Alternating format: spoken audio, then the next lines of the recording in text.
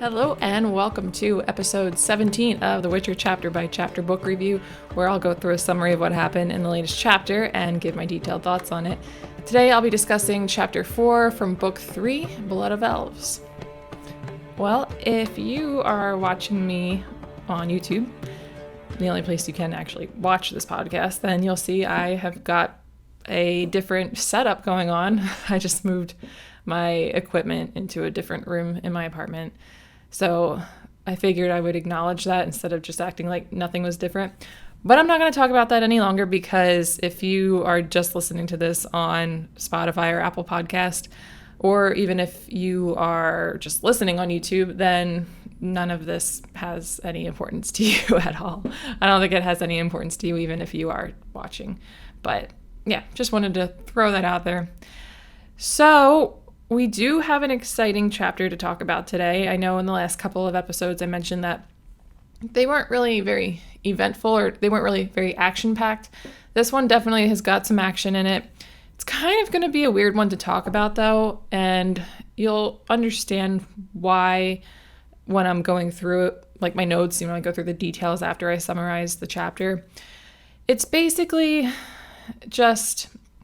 There's a lot of things that we learn and there is action, but it's more based around the world, not so much around our protagonists and the story that we've been following. So there's just a lot of new stuff going on, and it has to do with the state of the world, the state of politics and the society. So it's definitely going to be a different type of discussion. It might end up being shorter. I'm saying this beginning of recording, so who knows, maybe I will make this about the same length as others. You can probably already tell, but it doesn't feel like it's going to be a very long discussion. But if you have anything that you want to talk about in this chapter that I didn't cover in the podcast, I do try to cover all the important stuff, of course, but if there is anything that I left out that you want to talk about, let me know in the YouTube comments. It's a great place to open up a discussion and, kind of dive into this further together. All right, so as always, I'm going to start out with a recap of last episode, and then we'll get into the summary, and then we're going to discuss what happened. So last episode, we wrapped up Ciri's time training and Triss's visit at Kaer Morhen. This included Triss and Ciri entering a trance where Triss unsuccessfully attempted to find out where Ciri's been transmitting these creepy communications from. Also, a debate between the sorceress and witchers on neutrality, and the decision for Geralt, Triss, and Ciri to head out to take Ciri to the temple school in Lander. All right, so for chapter 4... While on the trail to Melitele's temple, Triss comes down with a nasty stomach illness, hindering her ability to ride a horse. Geralt is denied help at a bridge fort that's blocked off due to a recent attack of a forest band of non-humans, mostly elves, known as Scoia'tael. He is, however, sent to look for help from a royal bailiff's caravan transporting secret goods for the king's service, where they could hopefully allow Triss to recover in a wagon while still traveling towards their destination. Geralt travels ahead and finds the convoy that includes Yarp and Zegrim, one of the dwarves he met on the Golden Dragon hunt a few years back. And that, if you didn't know, was the Bounds of Reason story. It was the first story from Sword of Destiny. Yarpen immediately agrees to help and bring Triss along on the expedition. While traveling, Ciri wakes to hear Yarpen and Geralt reminiscing and later discussing neutrality and whether or not Yarpen should take the side of the humans or the Scoia'tael since he is a non-human himself. After a few eventful incidents take place, the convoy is approached by soldiers from King Henselt of Kedwen's army that demands to inspect their caravan for illegal human trafficking. So that they're not caught off guard by any more unwanted surprises, Yarpen sends Ciri ahead on horseback to inspect the trail. While doing so, she spots a group of Scoia'tael across a nearby ravine and tries to hide herself when Geralt approaches her. He explains that the Scoia'tael are in this particular area to visit Shaerrawedd, a ruined elven palace, and the rose-covered statue of their heroine, Eilaren. Geralt shows Ciri Shaerrawedd and explains the history of Eilaren and how she led her people into battle against the humans and failed. At this moment, Ciri has the realization that the convoy is under attack by the Scoia'tael. After Geralt and Ciri rush back, Ciri manages to help Triss and almost gets killed by an elf before Geralt steps in and saves her. The convoy's commander, Venk, is killed along with 2 of Yarpen's boys. The battle ended thanks to aid from Cadwin's troops. Triss is trying to tend to the wounded when Venk, in his final moment, tells a colleague that Yarpen wasn't a traitor, and Yarpen discovers the shipments were filled with ordinary stones and not gold like he thought. Turns out that the whole mission was a trap to test Yarpen's loyalties, which proved to be true to the humans and not to the Scoia'tael like they thought may be the case, but still unfortunately resulted in the death of some of his comrades. So that was a really crappy thing that happened. Very tragic and also quite infuriating. These people died for no real reason. But we'll talk about that a little bit more detail. First, we got to talk about the Scoia'tael. Never heard about them until this chapter, and they're a pretty big deal. So I want to make sure that I'm covering all of the important details, maybe even some lesser important details, just so that we have it out there, we've discussed it, and that way when it comes up again in the future, which I'm not saying that it is 100% going to, but I'd be very shocked if it didn't, considering how everything unfolded in this chapter. So to talk about the Scoia'tael, first small detail, in the Elder Speech, it means squirrels, and they call themselves that. Well, I guess what people think, this isn't coming from a member of the Scoia'tael, but it's said that they're called that because they live in the woods, they wear squirrels' tails on their caps. I mean, they are facts, but I don't know if that's how the Scoia'tael came up with that name. So they started to appear after the war with Nilfgaard began, and they apparently would like to put an end to human rule, and they were hoping to do so upon Nilfgaard's victory, which didn't happen, so they didn't get what they were hoping for, but they obviously haven't given up on that mission. So it's said that they received assistance from the integrated non-humans. That's not something that's proven to be true, but that's what some people believe. Although a lot of non-humans like Yarpen condemn them. Yarpen says he's unambiguously declaring himself to be on one side, and it's kind of conflicting for somebody like him being a non-human himself, because he doesn't really agree with what the Scoia'tael are doing, but also the non-humans aren't fully accepted into the human society. But he says that it's impossible to be neutral. He says Nilfgaard has fed the Scoia'tael their slogans. They have the slogan like humans to the sea. And they're just eating that up, and they're eating it up not knowing it was made just to ignite human hatred against them. He also adds that non-humans have been working towards cohabitation for over 100 years, and it would be such a waste. He just can't allow it to go to waste. It would be a lot of hard work for nothing, a lot of sacrifice just for nothing. And he doesn't want that to go backwards. He wants that to keep moving forward. And the Scoia'tael go against that. They're not helpful in that mission and that overall goal. So I definitely see where Yarpen's coming from. But we do get a handful of different opinions on the Scoia'tael and on this whole situation. So one of the opinions we get is from the knight who was at the toll collector's cottage back towards the beginning of the chapter. He says that to protect humans from the Scoia'tael, they should just gather up all the non-humans, they should seize them, they should forcibly be segregated. He even talks about putting them into these encampments, which is terrifying. He's got this very, like it's either them or us mentality. So basically he's just a big racist. But he also thinks that if Nilfgaard were to wage war and win, the Scoia'tael would eradicate human societies. I don't know if he's totally wrong about that. And one thing that is definitely not true, well, not currently true, is that if that happened, that all of the non-humans that are currently integrated in the human societies would claim to be on the side of the Scoia'tael, and they would probably assist in eradicating the human societies. But yeah, this guy, he's definitely got an extreme bias against non-humans. So I mean, take his opinions with a grain of salt. I mean, they're opinions anyway, but still, like he's not really somebody he's not really someone you want to listen to. But we also have this Grieve who's part of that same discussion. And he thinks that the Scoia'tael formed as a result of humans not treating the non-humans as equals. And there's no way that he's wrong about that. We have been given many instances, many examples throughout the short stories, even in the first chapter of this book, of racism, of discrimination, of them just not being treated as equals and them not being accepted.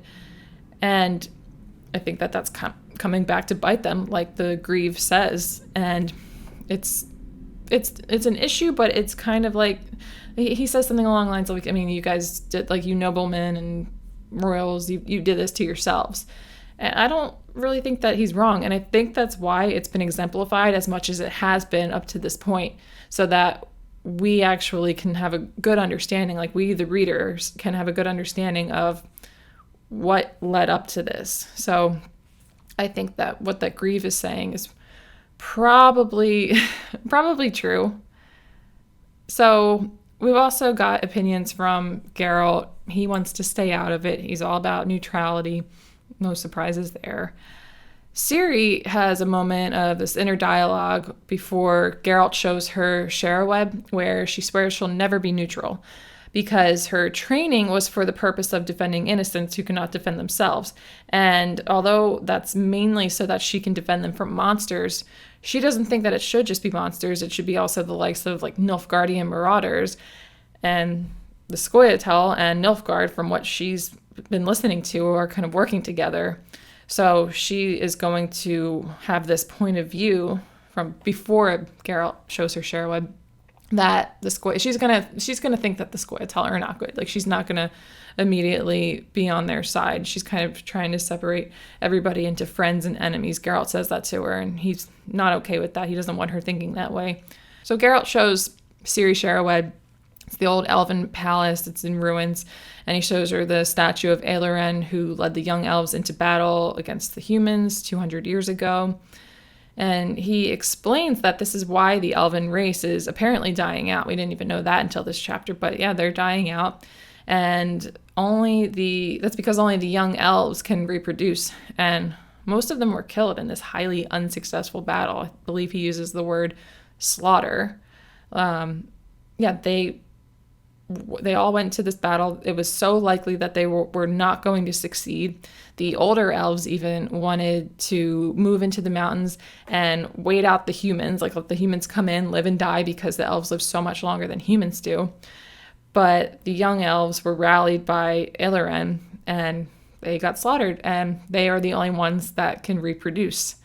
So that is why the elven race might become extinct someday. It's not outright said that there are 0 elves out there, younger elves, that can reproduce. I think the way it's worded was we're meant to believe that if there are any, there's very, very few, probably not enough to continue the society. And even though elves live a long time, all the older elves that can no longer procreate, they're gonna die someday. And when they all die, are there going to be any elves left? And I mean, with the way things are going, even if there are some elves that could continue that race, I mean, they're kind of doing this whole, like, they're kind of waging war right now with the humans, and it's not looking good. So Ciri's perspective on the Scoia'tael seems to change after visiting Sherwood and learning about the history. And at first, Geralt is convinced that the Scoia'tael aren't going to attack a convoy comprised of a lot of dwarves, but he's quickly proven wrong. And it was definitely valid for him to believe that, especially after the whole Sherwood discussion.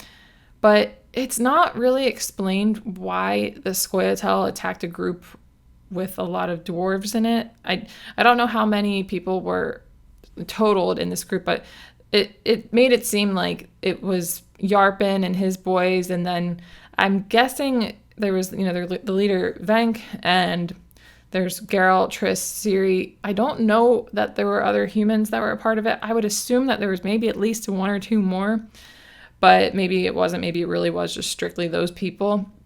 But there were dwarves and the Scoia'tael attacked. And and I'm not saying that Geralt, he's amazing and he's never wrong. I know that he's not perfect and he's going to get things wrong.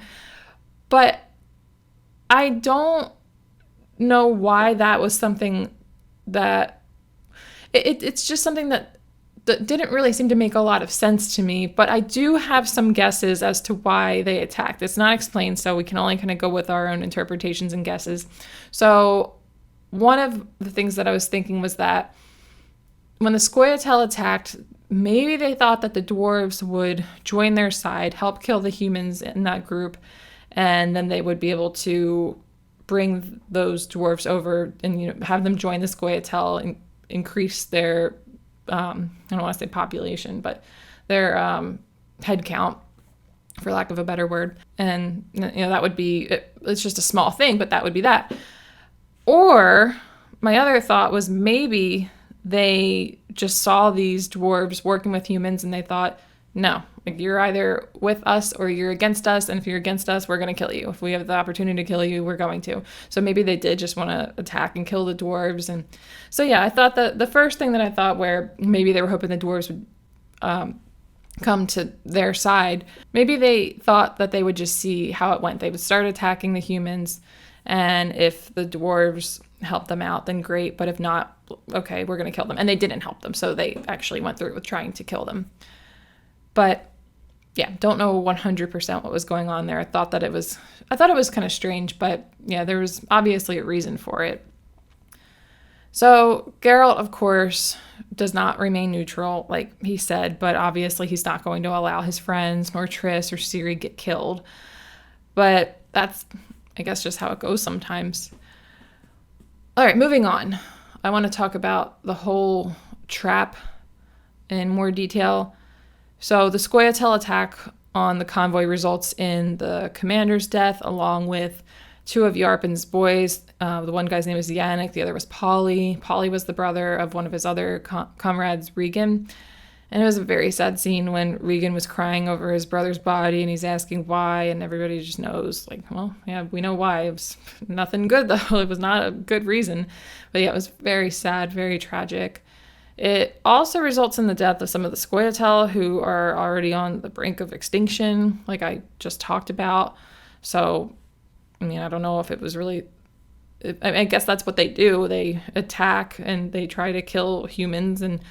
But I don't know. I just think that a lot of what Yarpen had previously said about the Scoia'tael, about them... I'm trying to word it a little bit nicer than he did, but not really making the best decisions. I think that he could be right. I mean, we don't get any firsthand point of view from any of the members of the Scoia'tael, but it doesn't seem like they're making wise decisions. Not now, at least. So this trap, it was basically just this whole setup. I don't know if it was by the king or the king's men. I don't think it's something like that would go as high up to the king, but by at least people that worked for the king, so that they could determine Yarpen's loyalty.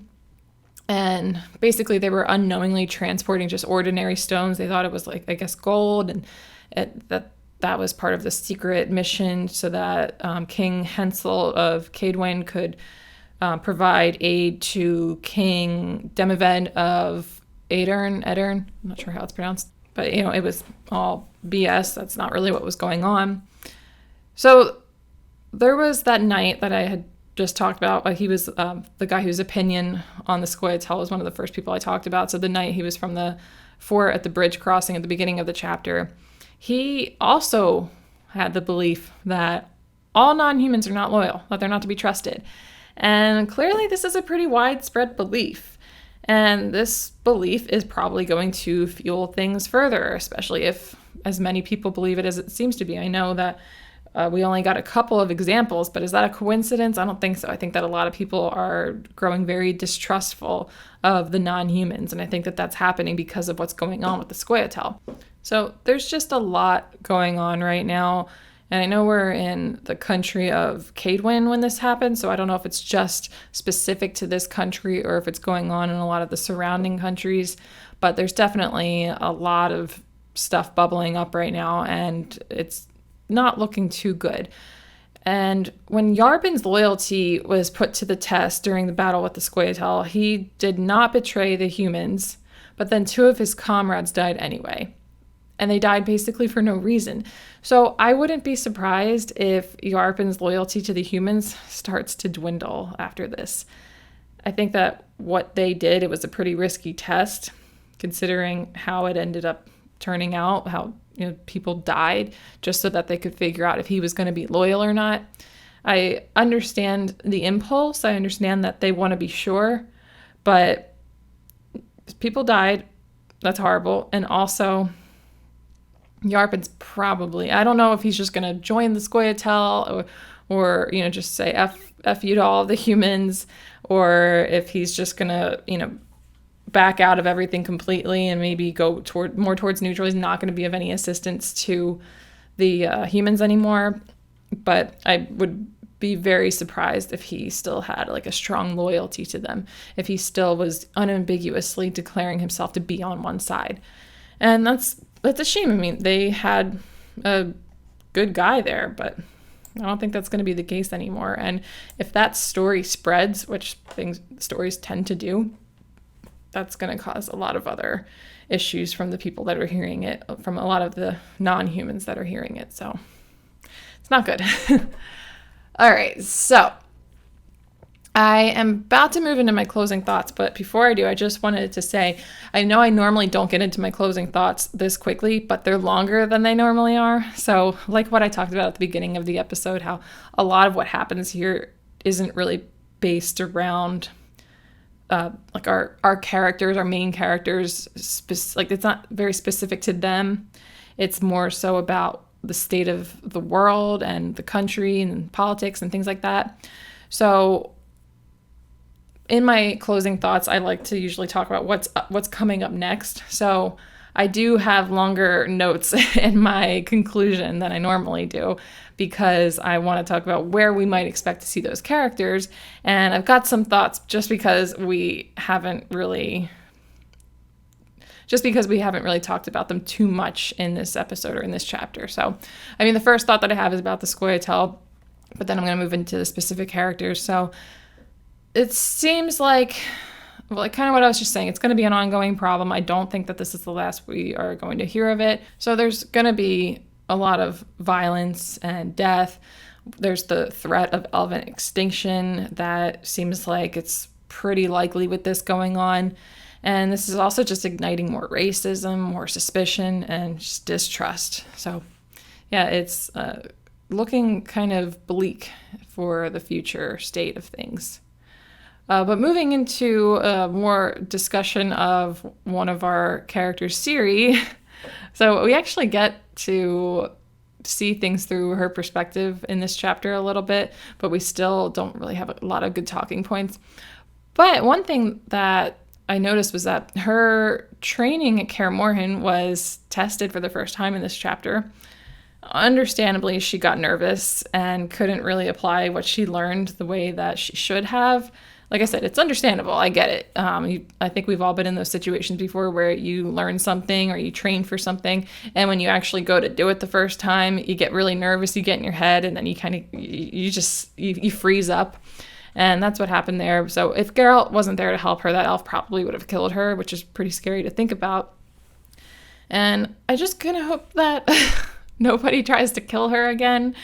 That just doesn't seem likely, though, considering all the things that have taken place, and she's escaped death many times. So, but if they do, maybe now that she's got that first test out of the way, she'll do better next time. She will actually be able to defend herself and apply everything that she learned in Kaer Morhen. But we'll see, and I'm sure we will get the opportunity to see her testing out her skills because, like I said, there's people after her, and I just don't think that she's going to have a completely peaceful life, unfortunately. I wish she would, because Ciri is a great character and she's really adorable and funny, but yeah, it's just, that's what's going on.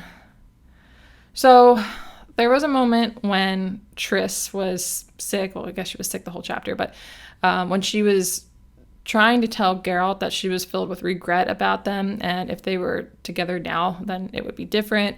Also that she envied Yennefer. And then there was also Ciri, who was becoming annoyed that Triss was trying to snuggle up really close with Geralt, and she was getting closer and closer to him. That was really bothering Ciri.